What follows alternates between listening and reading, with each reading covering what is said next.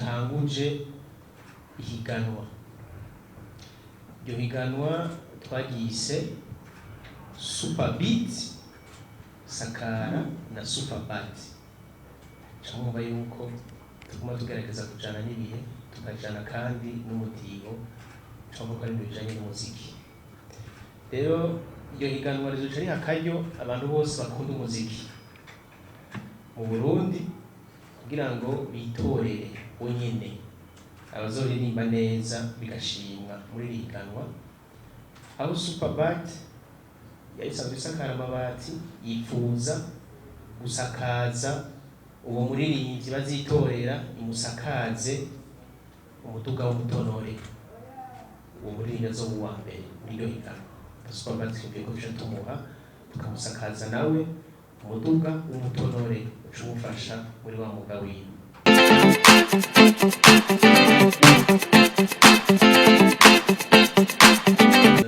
Ubwa mbere nagomba ntangure kubaha ikaze hano iwacu mu ruganda Superbat. Ndabona ko mwahishikiye kandi mwahabonye, aha niho dukorera imirimo ya misi yose, ni ngaha nyene. Superbat rero nk'uko mwayibonye isanzwe ari uruganda rukora ibikoresho by'ubwubatsi kandi rikorera ngaha mu gihugu c'u Burundi, aha nyene turi. Mu byo dusanzwe dukora harimwo amabati atandi woyasanga, kuko Superbat iza yuzuza icifuzo c'abubatsi. Abubatsi bose baje bayitura turafashanya kugira ngo tubafashe gusakara. Uwo kubaza amabati kumbure dukora wavuga ayasanzwe amenyerewe. Superbat dukora amabati afise uburebure umwubatsi yifuza, kandi n'imisumari atahandi woyasanga atari muri Superbat. Superbat ikorera rero mu Burundi. Rero ugereranije ubukomezi ntahandi ubisanga atari muri Superbat. Abatari bake barazi ubuziranenge bw'ibintu bisanzwe bihingurwa muri Superbat, ariko n'abatari bwabibone aka n'akaryo rero keza ho kwihweza. Aha twabakiriye mwahabonye, mukabona n'izi nyubako zacu aha dusanzwe turi. Inkuru mbarirano irutwa niyo wiboneye, rero mwahabonye naha n'ivyo dukora. Rero muravye naha turi muca mubona n'ivyo kotereza no gukora n'ibintu bimeze neza. Rero n'abantu baba bafise, ona n'imvura yaguye, abantu baba bafise ikibazo c'ivano ry'imvura, amabati, nibaza ahubwo tubaha amabati kugira ngo ntibanyagirwe n'imvura. Turabahamagariye rero ntimunyagirwe, kandi amabati siko turayakora kandi ahari twaragikemuye. Hama nkuko twuma dukemura ibibazo kandi muri Superbat hama hariho bishasha. N'ubu rero nkuko mwese babahamagaye bakabatumira, mwese ndazi mwaronse ubutumire, n'ubu twabahamagaye kugira ngo tubabwire bishasha. Ati none ivyo bishasha mushaka kutubwira ni biki? Twashaka kubamenyesha ko ku mugaragaro ko dutanguje ihiganwa. Iryo higanwa twaryise Superbeat, Sakara na Superbat. Camwumva yuko tuguma tugerageza kujana n'ibihe, tukajana kandi n'umutibo, camwumva ko ari ibintu bijanye n'umuziki. Rero iryo higanwa rizoca riha akaryo abantu bose bakunda umuziki mu Burundi kugira ngo bitorere bonyene abazoririmba neza bigashimwa muri iri higanwa.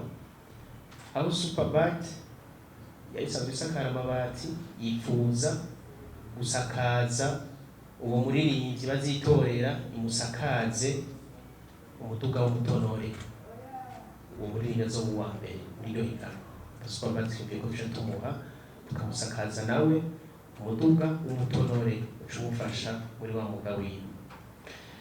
Ihangiro rero nyamukuru ry'iri higanwa ni uguha agaciro uburimbanyi, ibi bijanye n'umuziki, ibijanye n'akaranga no guhingura ibintu mvabwenge, bijanye n'imico n'imigenzo by'abarundi.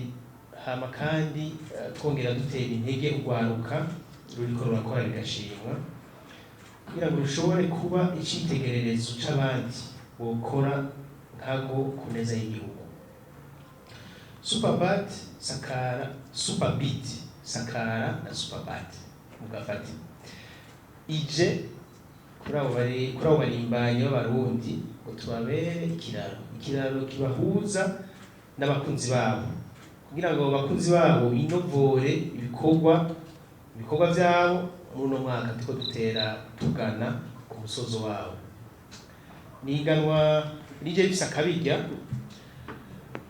aho abashima ibikorwa vy'umuririmbyi nibo bacamanza bakuru ngo baha amahirwe ababanejereje mu gutsindira umuduga kugira ngo abo bantu bazobatora nibo bazoca baha amahirwe uzotahana wa muduga tuzomusakaza, bikazotuma rero uwazoshimwa bikomeza kumuha gukorana umwete n'ubwira mu kwamashimisha abamukurikirana kuko Superbat idahengeshanya kuba inyishu ku bibazo by'ubwubatsi bihanga abarundi batari bake. Nihiganwa nyuramico koko rizohuza abarundi bose bifuza gushigikira abaririmbyi babo. Ihiganwa rero Superbeat Sakara na Superbat rije guha akaryo abaririmbyi ngo bamenyane n'abakunzi babo. Abafatanyabikorwa bacu rero n'abandi batahora bashikira biciye kuri Superbat muri iri higanwa niha amahirwe abarundi ngo bagire ikindi kibahuza bamwe bahuzwa n'amabati gusa bahuzwe n'umuziki maze ngo tuje ku murindi umwe w'iterambere na cane ko hariho imbona kazoza y'igihugu cifashe mu mwaka wa 2040 n'igihugu giteye imbere mu mwaka wa 2060. Nyamwigenda ko ari menshi abarundi niko bavuga gushira hamwe inguvu nico cotuma dushika kuri ivyo byose nakari ngo ushaka kugera kure ajana n'abandi. Iri higanwa rero ko yuguruwe icese twahamagaye ngo tubabwire mubwire abarundi bose babakurikirana ko Superbat tubafise ku mutima kandi hariho umuduga urindiriye umuririmbyi umwe uwo bazoha amahirwe mbere bazowutahana si benshi bazoha amahirwe umuntu umwe. Igikorwa cacu rero twaragikoze naho abarundi nahanyu aho boca muca urubanza kuko murazi ko haburana babiri hagatsinda umwe. Iryo higanwa rero tugiye kuraba tumumbaza muti ibisabwa mu iryo higanwa n'ibiki. Ihiganwa Superbeat Sakara na Superbat ni higanwa ryatunganijwe n'abarundi. Twebwe turabarundi n'abariko baritunganya bose n'abarundi nta munyamahanga rimwe. Ritunganirizwa abarundi batwabitunganirije abarundi bo bose mu gihugu cose c'Uburundi kandi ahandi rizobera ngaha mu Burundi naho bizoca ku buhinga bwa none. Ibisabwa nyamukuru twovuga kuri uyu munsi ni ibi bikurikira. Ubwa mbere ni ukubura umurundi kuko mvise yuko byatunganirijwe abarundi. Ubwa kabiri ni ukuba ukwiza imyaka 18. Ubwa gatatu ni ukuba uri umuririmbyi. Ubwa kane kuba warasohoye indirimbo n'amasanamu muri uno mwaka w'ibihumbi 2025. Hama kuba umuririmbyi ufise imbono mu kazi kawe ufise ibikurava n'ibikuraje. Ibitari biri urwo rutonde biraba abiyandikisha muri iri higanwa muzobisanga ku mbuga za Superbat aho bazoca baca mu kuzuza ibisabwa. Kwiyandikisha rero gutangurana n'uyu munsi nyene. Uyu munsi igenekerezo rya 10 Gitugutu bice bimara ikiringo c'imisi 10. Hama maze dushobora dushikirize igitigiri c'abitavye ihiganwa mbere yuko duha akanya abakunzi babo ngo bashikire. Ivyo nibisabwa. Ikirangamisi rero n'intunganyo ya rino higanwa. Ihiganwa ritunganijwe mu bice bibiri. Hariho igice gishiri ca nyuma. Muri iki gice ca mbere nico gice gitangura, abenevyi bose bavyandikisha. Hama bafata akanya ko kuyaga n'umugwi. Hariho umugwi usanzwe uhari utunganya rino higanwa ku bintu nyamukuru bikenewe. Muri ivyo harimwo gushira umukono ku masezerano y'ubufatanyabikorwa na Superbat yerekana ibizoba bigenga iri higanwa, aho bazoba binjiye mu higanwa nyezina. Hama bongere bemeranye ko kwamamaza ihiganwa bitanguye, bahimiriza abatora ku mbuga za Superbat. Hama bongere bemeranye ko umuririmbyi ashobora gukoresha uburyo bwiwe ngo ahimiriza abantu bamutora adatosekaje izina rya Superbat. Hama hongere habe kwemeranya ko amasanamu yose azoja ku mbuga za Superbat muri iri higanwa yegukira Superbat nyene. Hama hariho kandi no kwemeranya ko amasanamu yakoreshejwe aguma ku mbuga za Superbat n'inyuma y'igice ico gice kirangiye. Inyuma y'ikiringo rero c'imisi 10 cyo kwiyandikisha hazoca haba imisi 14 y'igice ca mbere c'amatora itegekanijwe gushika mu mpera za Gitugutu. Umugwi rero ugizwe n'indirimbo 10 zarushije izindi uzoshirwa habona mu ntango za Munyonyo no mwaka 2025. Muri ico gice rero nkuko namye mvuga yuko iri higanwa abakunzi aribo bacamanza. Umva abakunzi amanota yabo azoja ku bice 50%. Hama habeho juri itanga amanota ku bice 20%. Hama ibindi bice 30% bizovana n'ukuntu wa muntu wa muririmbyi yakoresheje imbuga ziwe muri iryo higanwa. Muca mwumva yuko ibice bishaka ku 80% nibizova ku bantu, ku bakunzi aba muririmbyi. Muri izo ndirimbo 10 niho hazotogwamo indirimbo izoba yatowe kandi yakunzwe kurusha izindi. Igice ca nyuma rero naco nyene caza tuvuye muri ico gice gishiri ca nyuma, caza igice ca nyuma. Igice ca nyuma naco nyene kizoja kure y'ico ca mbere.